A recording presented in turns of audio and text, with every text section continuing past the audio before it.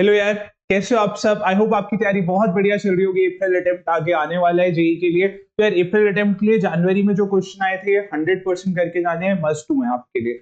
बच्चे पिछले साल के क्वेश्चन कर लेते हैं, बट ये जो जनवरी वाले अटेम्प्ट के क्वेश्चन है छूट जाते हैं, तो ये क्वेश्चन आपको डेफिनेटली दूसरे बच्चों से एक स्टेप अहेड करने वाले हैं। जो जो कॉन्सेप्ट्स आए थे, इन कॉन्सेप्ट्स जो भी क्वेश्चन पूछा गया था, इन क्वेश्चन के थ्रू वो कॉन्सेप्ट हम एक बार जल्दी से रिवाइज कर लेंगे इस पूरी सीरीज में। और अप्रैल अटेम्प्ट से पहले मैं पूरी कोशिश करूंगा, कोशिश क्या, मैं आपको पूरे के पूरे चैप्टर वाइज जो भी अप्रैल अटेम्प्ट में क्वेश्चन, जनवरी अटेम्प्ट में क्वेश्चन पूछे हुए थे, सारे के सारे करा दूंगा। अब यार जल्दी से आ जाओ, मोशन एंड मंडी देखते हैं।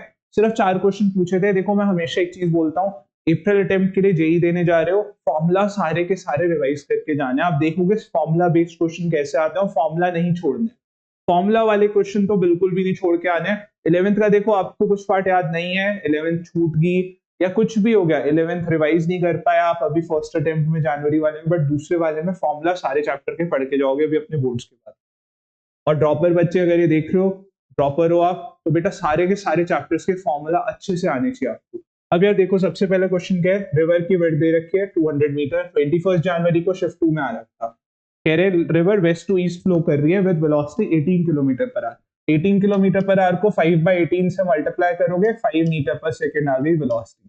इसके बाद क्या कह रहे हैं, अ boat is moving with 36 kilometre per our in still water. तो बोट की है 36 को 5/18 से मल्टीप्लाई कर देते हैं, 10 मीटर पर सेकेंड आ जाएगी बोट की वेलोसिटी।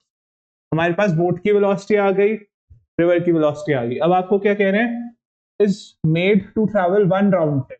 मतलब रिवर में यहां से जाके बोट को वापस आना। Minimum time taken by the boat for this journey and also the displacement along the river bank are. तो जल्दी से पहले क्वेश्चन सॉल्व करते हैं, फिर मैं आपको इसके पीछे का कॉन्सेप्ट भी बता देता हूँ, रिवर प्रॉब्लम, ताकि आपके पास किसी भी तरीके से आए आप सॉल्व कर सको। एक जनरल ट्रिक बताऊंगा, रिवर प्रॉब्लम के कोई भी क्वेश्चन आप इजीली सॉल्व कर पाओगे मेंस के।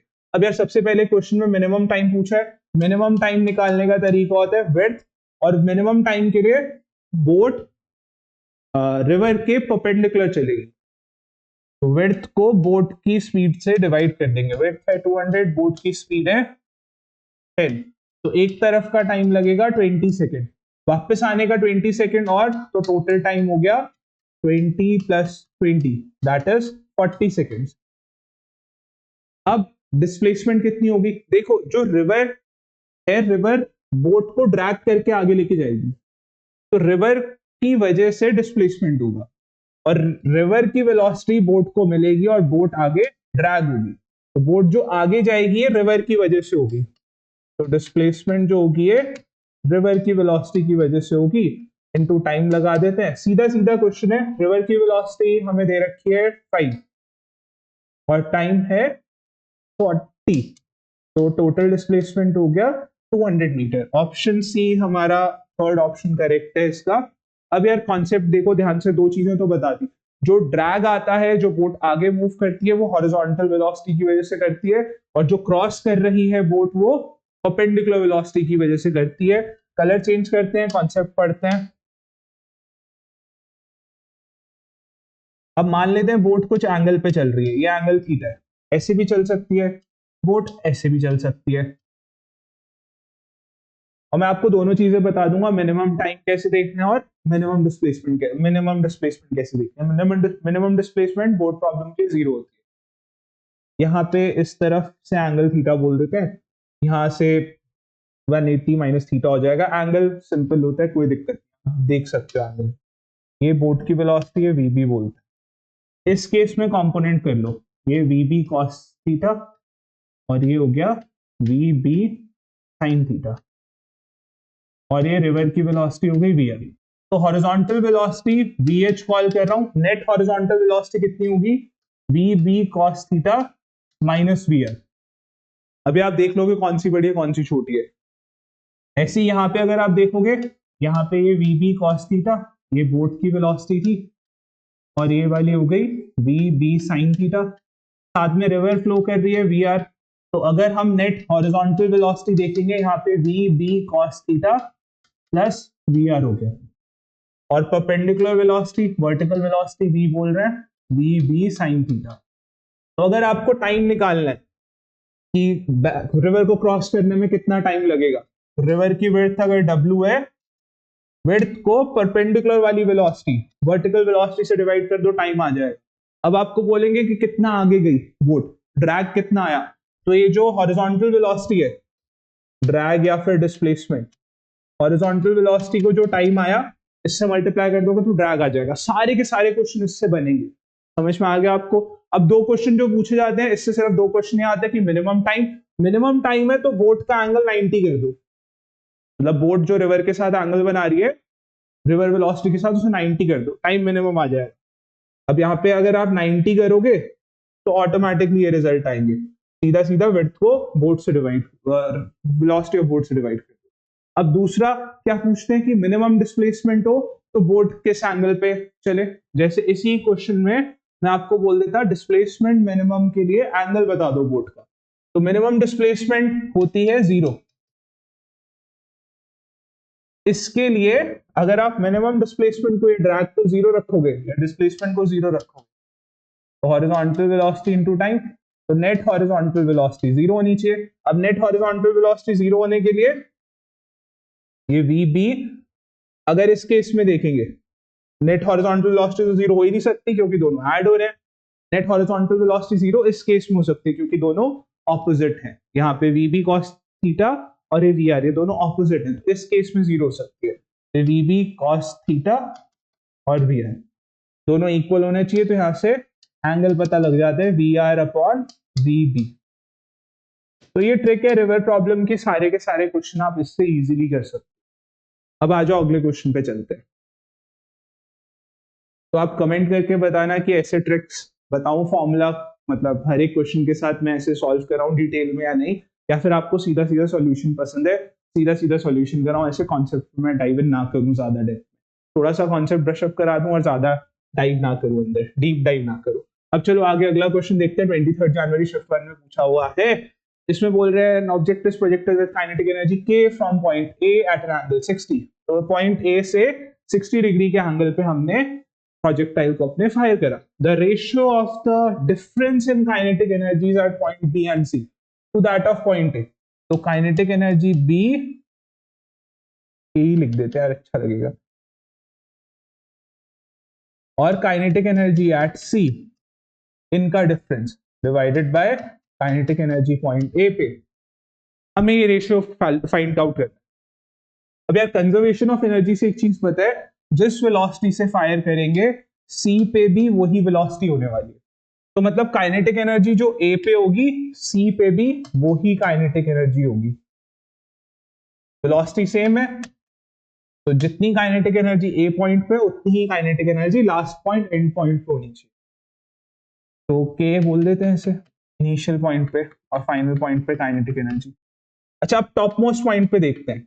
टॉप मोस्ट पॉइंट पे सिर्फ हॉरिजॉन्टल कंपोनेंट बचता है वेलोसिटी का, v cos 45। तो टॉप मोस्ट पॉइंट पे वेलोसिटी कितनी हो जाएगी, v cos 60। v cos 60 की वैल्यू v/2। तो टॉप मोस्ट पॉइंट पे जो वेलोसिटी है वो v/2 है। तो टॉप मोस्ट पॉइंट पे kinetic energy half mv²। Velocity half हो गई, यहाँ पे जो वेलोसिटी थी उसका हाफ हो गई आप, तो mv²/4, हाफ mv²/4। और यहाँ पे जो काइनेटिक एनर्जी थी वो हाफ mv² थी। आपको ये सीधा सीधा पता है ना, वेलोसिटी अगर हाफ होगी तो काइनेटिक एनर्जी 1/4 हो जाएगी। और यहाँ पे हमने देख भी लिया, यहाँ पे काइनेटिक एनर्जी हाफ mv², यहाँ पे वेलोसिटी v/2 है, तो v/2 का स्क्वायर करेंगे v²/4, हाफ mv² है तो इनिशियल काइनेटिक एनर्जी है k/4। तो टॉप मोस्ट पॉइंट पे kinetic energy k/4, last point पे मतलब C पॉइंट पे kinetic energy k, A point पे काइनेटिक एनर्जी k। अब यहाँ पे वैल्यू रखते हैं। अब यहाँ पे डिफरेंस था यार, इधर जो था ये डिफरेंस था, डिफरेंस मतलब बड़े में से छोटे को माइनस करना। तो बड़ी काइनेटिक एनर्जी C है, ये डिफरेंस है। C में काइनेटिक एनर्जी k है और B पे काइनेटिक एनर्जी k/4 है, A पे काइनेटिक एनर्जी k है। सॉल्व करेंगे 3k/4 divided by k cancel, 3/4, 3/4 हमारा आंसर हो गया ऑप्शन सी। इसके बाद आ जाओ अगला क्वेश्चन करें। अगला क्वेश्चन है 22 जनवरी शिफ्ट 1 में पूछा है। Can a projectile is thrown upward at an angle of 60 degree with horizontal? The speed of projectile is 20 meter per second when its direction of motion is 45 degree with the horizontal. Find the initial speed. कह रहे हैं कुछ speed से हमने projectile को throw करा at 60 degree angle. कह रहे हैं जब एंगल हॉरिजॉन्टल के साथ 45 डिग्री था तब स्पीड थी 20 मीटर पर सेकेंड. अब प्रोजेक्टाइल आपको इसकी ओरिजिनल स्पीड बतानी है अभी. अब प्रोजेक्टाइल का एक कॉन्सेप्ट आपको बहुत अच्छे से पता है, हॉरिजॉन्टल वेलोसिटी चेंज नहीं होती. इस पॉइंट पे हॉरिजॉन्टल वेलोसिटी कितनी है 20 cos 45 और इस पॉइंट पे horizontal velocity v cos 60. Horizontal velocity change नहीं होती. v cos 60 20 cos 45. तो 20 cos 45 की वैल्यू 1/√2 और cos 60 की वैल्यू 1/2. तो v की वैल्यू 40/√2. 40/√2 को 20√2 लिख सकते हैं. 40/√2 20√2. ऑप्शन 1 करेक्ट है. आ जाओ अगला क्वेश्चन देखिए.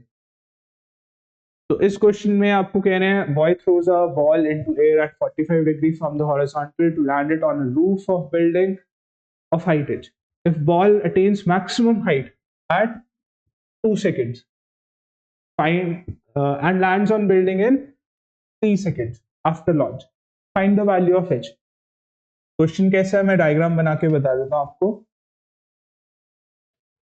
45 डिग्री पे हमने बॉल को फायर करा. मैक्सिमम हाइट 2 सेकेंड्स के बाद पहुंच गई. 3 सेकेंड्स के बाद ये एक बिल्डिंग के टॉप पे लैंड कर रही है बॉल हमारी. 3 सेकेंड्स टाइम है. आपको इस बिल्डिंग की हाइट बतानी है एच की. बिल्डिंग की हाइट आपको बतानी है कि 3 सेकेंड्स के बाद ये जब लैंड करी टॉप पे तो इस बिल्डिंग की हाइट. अब यार देखो टाइम ऑफ फ्लाइट से आधा टाइम लगता है टॉप मोस्ट पॉइंट पे पहुंचने के. तो टाइम ऑफ फ्लाइट का हाफ टाइम कितना हो जाएगा वहां से कर सकते हो. u sin initial velocity u बोल देते हैं. u sin 45/g equals to 2 second. पहला तरीका. दूसरा तरीका हम सीधा सीधा लगा सकते हैं. Vertical velocity u sin 45 top most point पे वर्टिकल वेलोसिटी 0. तो इक्वेशन ऑफ मोशन से सॉल्व कर सकते हैं. vy minus gt. टाइम हमें दे रखा है uy था u sin 45 top most point पे वेलोसिटी 0 माइनस g और टाइम 2. तो हमें g ये u की वैल्यू निकालनी है. वैल्यू रख देना सीधा सीधा. sin 45 की जगह √2 2g इधर तो 2g रूट इनिशियल वेलोसिटी आ गई. इनिशियल वेलोसिटी 20√2 आ गई. अब देखो आपको हाइट बतानी है बिल्डिंग की. यहाँ पे 2 सेकेंड पे पहुंच गई बॉल और यहां से यहाँ आने का टाइम कितना लगा. मैं कलर चेंज करके बताता हूँ आपको क्या बोल रहा हूँ. यहां से यहाँ आने का टाइम यहाँ t=3 पे हाईएस्ट पॉइंट पे t=2 पे तो यहाँ पे 1 सेकेंड लगेगा बेटा. और टोटल टाइम कितना होगा जर्नी का. टोटल टाइम जर्नी का 2 सेकेंड ऊपर जाने में 2 सेकेंड नीचे आने में तो 4 सेकेंड. तो बची हुई जर्नी का टाइम कितना हो गया 1 सेकेंड. इसको हम बहुत सारे मेथड से कर सकते हैं. पहले थोड़ा सा कॉम्प्लिकेटेड मेथड बता रहा हूँ फिर दूसरा आसान मेथड बताऊंगा. आप यहाँ पे देखो ये हो सकता है किसी बच्चे को ये ऑब्वियसली दिख रहा हो कि ऊपर जाने का टाइम 2 सेकेंड तो पूरा टाइम हो गया 4 सेकेंड. 3 सेकेंड में यहाँ पे तो टाइम कितना बचा है 1 सेकेंड. तो सिमेट्री होती है 1 सेकेंड में जितना ऊपर जाएगी बॉल उतना ही 1 सेकेंड में नीचे आएगी. तो मतलब अगर मैं यहां से हाइट निकाल लू 1 सेकेंड में जितना ऊपर जाएगी तो ये और ये डिस्टेंस सेम होगा सिमेट्री की वजह से. तो पहले मैं हाइट निकाल लेता हूं 1 सेकेंड में जितना ऊपर जाएगी कितना u sin 45 minus half time में ना 1 second into 1 minus half g 1 का स्क्वायर. इसके बाद मैं एक आसान तरीका भी बताऊंगा. इतना कैलकुलेशन करने की जरूरत नहीं है. सिर्फ इनिशियल वेलोसिटी निकालनी थी. इनिशियल वेलोसिटी एक बार आ गई हमारे पास फिर इसके बाद हम सीधा हाइट फाइंड कर सकते हैं, इतना एनालिसिस इतना दिमाग लगाने की जरूरत नहीं है उसमें। तो पहले एक ये थोड़ा सा जो हमने कॉम्प्लिकेटेड मेथड देखा है इससे कर लेते हैं। u की वैल्यू 20√2, sin 45 की वैल्यू 1/√2, g की वैल्यू 10 और 1 तो 1 ही है 5, ये √2 आंसर 20 माइनस 5 15। तो थोड़े से एनालिसिस से आप ये कर सकते हो, आंसर 15 मीटर है। अब आ जाओ दूसरा मेथड जो मैं आपको बता रहा था वो भी देख लेते हैं। आप सीधा इक्वेशन ऑफ मोशन निकाल सकते हो, h डिस्प्लेसमेंट वाला। सीधा इक्वेशन ऑफ मोशन ऐसे equals to ut plus half at square. हमें डिस्प्लेसमेंट ही तो निकाल लिया 3 सेकंड के बाद। ये डिस्प्लेसमेंट ही है बेटा इसकी y डायरेक्शन में। तो y डायरेक्शन में डिस्प्लेसमेंट है हाइट, y डायरेक्शन की वेलोसिटी टाइम हाफ एक ही जगह हो गया माइनस जी, क्योंकि बॉल ऊपर जा रही थी, और टाइम at का स्क्वायर। वैल्यू अगले उस चलो अभी रख दी, समझ में आ गया आपको। ui कितना है, ui 20√2 बाय ui की वैल्यू है ना बेटा u sin 45, u की वैल्यू 20√2 और sin 45 1/√2, तो ये ui है 20, तो ये 20√2 ये, और टाइम की जगह 3 सेकेंड्स है, माइनस जी की वैल्यू 10, टाइम की वैल्यू 3 सेकेंड, 3 का स्क्वायर, तो यहाँ पे 5 इंटू 9 और यहाँ पे 20 इंटू 6, तो 20 इंटू 3 60 माइनस 45 15 मीटर। तो आप सीधा इक्वेशन ऑफ मोशन लगा सकते हो वाई डायरेक्शन के लिए, या फिर एनालिसिस कर सकते हो, थोड़ा सा एनालिसिस करके आ जाएगा। आई होप ये सारे क्वेश्चन आपको अच्छे से समझ में आ गए होंगे, कॉन्सेप्ट एक बार रिवाइज हो गए होंगे जल्दी से। ये क्वेश्चन मस्ट हुए हैं, एक बार अच्छे से रिवाइज कर लो इन्हें। अब यार सारे के सारे चैप्टर वाइज क्वेश्चन करने हैं, जनवरी अटेम्प्ट के सीरीज से सारे पूरे हो जाएंगे। चैप्टर को चैनल को सब्सक्राइब कर लो, मिलते हैं अगले वीडियो में ताकि कोई भी चैप्टर आपका मिस ना हो। चलो बाय बाय।